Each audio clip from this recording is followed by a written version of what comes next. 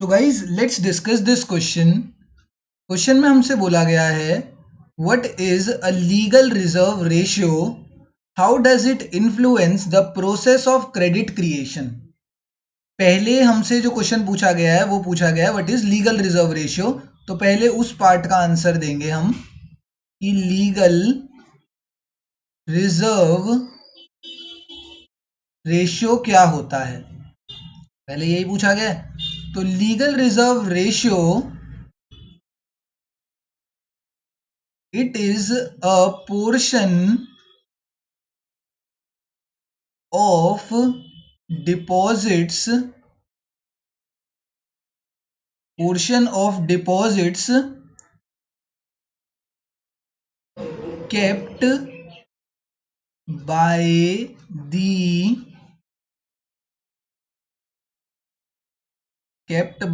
the commercial banks with themselves। क्या मतलब हुआ इसका? मतलब हमें नहीं समझ आया, सिर्फ हमने अभी डेफिनेशन देखी इसकी कि it is a portion of deposits kept by the commercial banks with themselves. मतलब चीज समझना कि क्या है। कमर्शियल बैंक्स, एक कमर्शियल बैंक है। यहाँ पे एक एग्जांपल लेके चलते हैं, एग्जांपल के थ्रू समझते हैं। डेफिनेशन तो तुम्हें डीपीपी में भी मिल जाएगी, बट यहाँ पे समझने का काम है। ठीक है, सोल्यूशन में मैं तुम्हें समझाऊंगा। अब एग्जाम्पल में मैंने कहा तुम्हारा एक कमर्शियल बैंक है, यस बैंक। जितने भी, वैसे तो बहुत सारे बैंक्स हो सकते हैं, एक यस बैंक एक बैंक है। इसके पास ना डिपॉजिट्स आया, इसके पास बहुत सारे इसके कस्टमर्स थे, एक्स वाई जेड कस्टमर्स थे। तीन कस्टमर्स हैं इसके, एक्स वाई एंड जेड। तीनों ने इसके पास डिपॉजिट जमा कराए, अपने पैसे जितनी भी सेविंग्स थी, जितनी भी इनके पास सेविंग्स हो पा रही थी, जितने भी पैसे इनके पास थे, सैलरी जो भी थी, इन्होंने सब ने जमा कराए। मिलके इसके पास कितने रुपए हो गए? 1 लाख रुपए इन्होंने मिलके यस बैंक के पास जमा कराए। तो अब यस बैंक क्या करता है? यस बैंक इन 1 लाख रुपए का ना लोन दे देता है। बट सेंट्रल बैंक ने कहा कि तुम पूरे 1 लाख के 1 लाख का लोन नहीं दे सकते, तुम्हें इसके 2 हिस्से करने पड़ेंगे। सेंट्रल बैंक ने कहा कि तुम्हें इसके 2 हिस्से करने पड़ेंगे। जो 1 लाख रुपए तुम्हारे पास आया है, इसमें से एक हिस्सा अप्रोक्सीमेटली जैसे 20,000 रुपए तुम्हें अलग रखना पड़ेगा, एंड 80,000 रुपए जो है उसका तुम लोन दे सकते हो। इसकी तुम लोन गिविंग फैसिलिटीज तुम 80,000 रुपए की दे सकते हो। एंड ये जो 20,000 रुपए है, इसका तुम्हें एक रिजर्व बना के रखना पड़ेगा कि जैसे मान के चलो कल को आके एक्स वाई जेड आके अपने पैसे निकलवाने लगे, विड्रॉ करने लगे, तो उनको विड्रॉ करने के लिए पैसे कहाँ से आएंगे? तो वो इस रिजर्व में से पैसे आएंगे। इस रिजर्व का जो नाम है, इस रिजर्व का नाम होता है लीगल रिजर्व रेशियो। इसको बोला जाता है लीगल रिजर्व रेशियो। ठीक है, तो अब इसको लीगल रिजर्व रेशियो बोला जाता है। सर लीगल रिजर्व रेशियो तो हमें समझ आ गया, कोई दिक्कत नहीं है। हमें लीगल रिजर्व रेशियो समझ आ गया है कि it is the portion of deposits, जितने भी सेंट्रल बैंक के कमर्शियल बैंक्स के पास डिपॉजिट आ रहे हैं, उसमें से वो कितने का रिजर्व बना के रखती है, कितने अपने पास पैसे रखती है, उसको लीगल रिजर्व बोला जाता है। अब ये जो लीगल रिजर्व रेशियो है, ये भी फर्दर 2 पार्ट्स में डिवाइडेड है। इसके 2 पार्ट्स हम पढ़ते हैं अब। ठीक है, यहां तक तो हमने इतना ही पढ़ लिया कि लीगल रिजर्व रेशियो क्या होता है।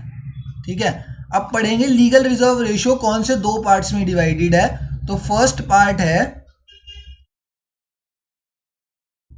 Cash reserve ratio. इसी में से जो ये मान के चलो, ये जो 20,000 रुपए इसका रिजर्व था ना, इसमें से एक पोर्शन ये कैश रिजर्व रेशियो में रखेगा, एंड एक पोर्शन ये लिक्विडिटी स्टैच्यूटरी लिक्विडिटी रेशियो में रखेगा। एक पोर्शन यहां पर रखेगा एंड एक पोर्शन यहां पर रखेगा। ये जरूरी नहीं है इक्वल क्वांटिटी में रखेगी। जैसे ये 20,000 रुपए का रिजर्व है, तो 10,000 यहां रखेगा, 10,000 यहां रखेगा, ये जरूरी नहीं है। क्या पता यहाँ पे 12, यहाँ पे 8, क्या पता इधर 13, इधर 7, कुछ भी पोर्शन हो सकता है, वो हमें नहीं पता। बट कुछ पोर्शन कैश में रखेगा, कुछ पोर्शन स्टैट्यूटरी लिक्विडिटी रेशियो में रखेगा। इसको शॉर्ट फॉर्म में CRR बोला जाता है, CRR, एंड इसको शॉर्ट फॉर्म में SLR बोला जाता है।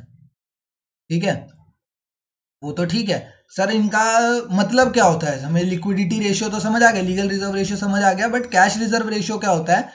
इस पैसों में से reserve with the central bank जो होता है, reserve with the central bank, central bank के पास जो पैसा रहता है ना, इस रिजर्व में से थोड़ा पैसा इन्हें सेंट्रल बैंक के पास रिजर्व केप्ट लिख देता हूं, रिजर्व नहीं लिखता, केप्ट लिख देते हैं यहां पे, kept with the central bank. इस पैसों में से थोड़ा सा हिस्सा जो होता है वो कैश रिजर्व रेशियो के तौर पे सेंट्रल बैंक के पास चला जाता है। यस बैंक ने कहा कि हमारा जो ये रिजर्व है ना 20,000 का, इसमें से थोड़ा पैसा सेंट्रल बैंक अपने पास संभाल के रखो, खर्च मत करना, इसे अपने पास संभाल के रखो, एज अ रिजर्व बना के रखो, उसको बोला जाता है cash reserve ratio. And statutory liquidity ratio क्या मतलब क्या होता है?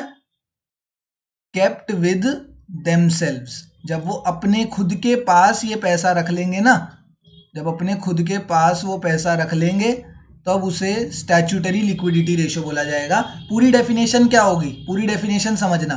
जब यहाँ पे सेंट्रल बैंक के पास रख दिया कुछ पैसा, मान के चलो 12,000 रुपए इसने सेंट्रल बैंक के पास रख दिए, जो 20 में से इसने कहा कि 12 सेंट्रल बैंक आप रख लो अपने पास रिजर्व के तौर पे, जब मुझे जरूरत पड़ेगी मैं आपसे ले लूंगा। एंड 8,000 रुपए इसने अपने खुद के पास रख लिए, ठीक है, एज अ रिजर्व। अपने पास 8,000 रखे, 12,000 सेंट्रल बैंक के पास, कभी भी जरूरत पड़ेगी तो दोनों में से कहीं से भी ले सकता है। तो अब फुल डेफिनेशन की अगर मैं बात करूं तो कैश रिजर्व रेशियो की क्या होगी? It is the portion of deposits kept by the commercial banks with the central bank is known as cash reserve ratio. The portion of deposits kept by the commercial banks with themselves is known as statutory liquidity ratio. And in दोनों को मिला के क्या बनता है, इन दोनों को add करके क्या बनता है? लीगल रिजर्व रेशियो बनता है। ठीक है, अल्टीमेटली ये रिजर्व कौन बना रहा है? अल्टीमेटली ये रिजर्व कमर्शियल बैंक ही बना रही है। 20,000 रुपए कमर्शियल बैंक के पास ही आए हैं, बाद में उसने थोड़े पैसे अपने एक जैसे अकाउंट होता है ना, मैं रिजर्व मतलब मैं सेविंग्स कैसे करता हूँ अकाउंट्स में डाल के, वैसे ही इसने 2 अकाउंट्स बना रखे थे, एक सेंट्रल बैंक के पास, एक खुद के पास ही अकाउंट बना रखा था, खुद की जमा पूंजी थी। तो थोड़े पैसे वहां डाल दिए, थोड़े पैसे यहाँ डाल दिए, दोनों जगह इसकी सेविंग्स हो गई, रिजर्व बन गया। ठीक है ना? तो ये 2 तरीके के एलआरआर में, लीगल रिजर्व रेशियो में ही 2 तरीके के और रिजर्व होते हैं, cash reserve ratio and statutory liquidity ratio. ये तो हमें सिर्फ अभी एक चीज समझ आई कि what is legal reserve ratio. Legal reserve ratio समझ आ गया, इसमें कोई दिक्कत नहीं आई है। बट आगे क्या बोला गया है, आगे क्वेश्चन पढ़ते हैं। तो how does it influence the process of credit creation. अब ये जो है क्रेडिट क्रिएशन को कैसे इफेक्ट करेगा, क्रेडिट क्रिएशन में कैसे मतलब क्या क्या इफेक्ट करेगा, तो वो देख लेते हैं। ठीक है, इसके लिए अलग पेज लेते हैं। क्या क्वेश्चन है? How LRR will affect or effect credit creation. Credit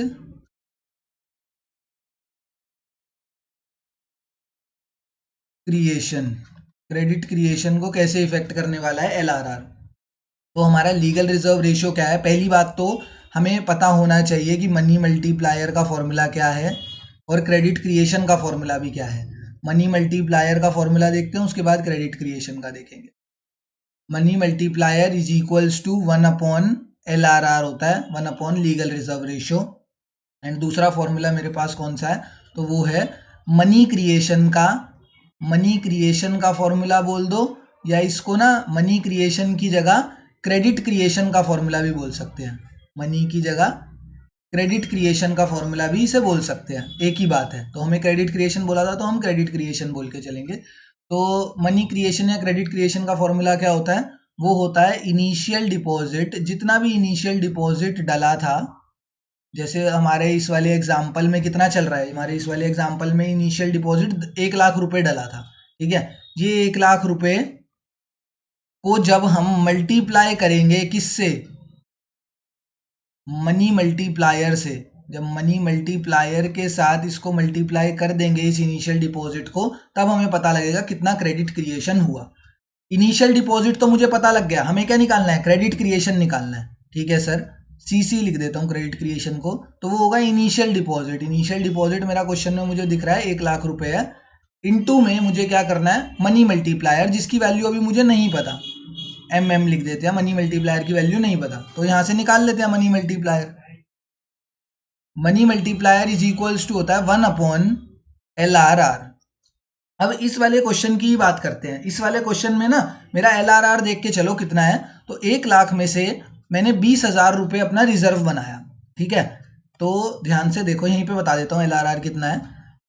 20,000 रुपये का मैंने रिजर्व बनाया आउट ऑफ 1 लाख। 1 लाख का मेरे पास डिपॉजिट आया था, उसमें से 20,000 का मैंने रिजर्व बना लिया, तो 2 से ये 10 गया, तो 1/5 is the value of LRR। अब ये मेरी कैसे आई समझना। इसने पूछा है लीगल रिजर्व रेशियो, मतलब कितना आप अपने पास रेशियो बना के रखोगे। तो टोटल 1 लाख में से मैंने 20,000 रुपये का रिजर्व बनाया, तो जब मैंने उसकी फ्रैक्शन वैल्यू निकाली तो मुझे पता लगा कि हर 5 रुपये में से हर 1 रुपये का मैंने रिजर्व बना लिया। जब मैंने इसको फ्रैक्शन में कन्वर्ट करा तो मुझे क्या पता लगा कि हर 5 रुपये में से 1 रुपये का मैंने क्या बना दिया, रिजर्व बना दिया, हर 5 में से 1 का। तो यही मेरी लीगल रिजर्व रेशियो है कि जब भी मेरे पास जैसे ही 5 रुपये आए, समझो बात, जैसे ही 1 लाख रुपए नहीं, हर जैसे ही 5 रुपये आए, 1 रुपये रिजर्व, 4 रुपये लोन अकाउंट के अंदर, फिर 5 रुपये आए, 1 रुपये रिजर्व के अंदर, 4 रुपये लोन अकाउंट के अंदर। ये हिसाब से मैं कर रहा हूं, ठीक है। तो वही मेरा LRR हो जाएगा। LRR कितना है, 1/5, और इसको अगर परसेंटेज में कन्वर्ट करना है ना तो ये परसेंटेज हो जाएगा 20%, ठीक है। कैसे करते हैं वो तुम्हें पता होना चाहिए। 1/5 इंटू 100 करोगे तो 20% आ जाएगा। तो लीगल रिजर्व रेशियो मेरी 20% आ गई। कोई नहीं, बता देते हैं। 1/5 ये है ना, इसको मल्टीप्लाई बाय 100 कर दोगे किसी भी चीज़ को परसेंटेज में निकालने के लिए, तो वो तुम्हारा 20% ही आएगा। तो लीगल रिजर्व रेशियो मेरा 20% आ चुका है, ठीक है। तो लीगल रिजर्व रेशियो 20% आया।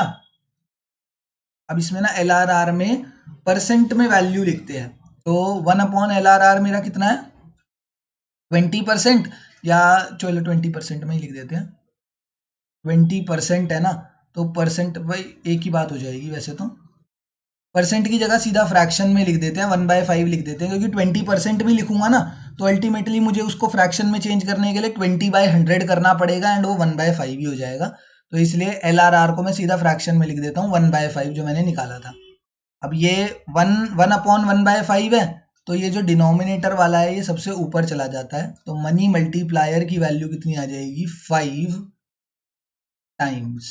मनी मल्टीप्लायर कितना आ गया मेरा, 5 टाइम्स। इसका मतलब मेरा जो क्रेडिट क्रिएशन होएगा ना, जो मेरा इनिशियल डिपॉजिट था 1 लाख रुपए, वो क्या हो जाएगा, 1 लाख रुपए मल्टीप्लाई बाय 5, तो मतलब जो टोटल मनी क्रिएशन या क्रेडिट क्रिएशन मेरा होगा वो होगा 1 लाख इंटू 5।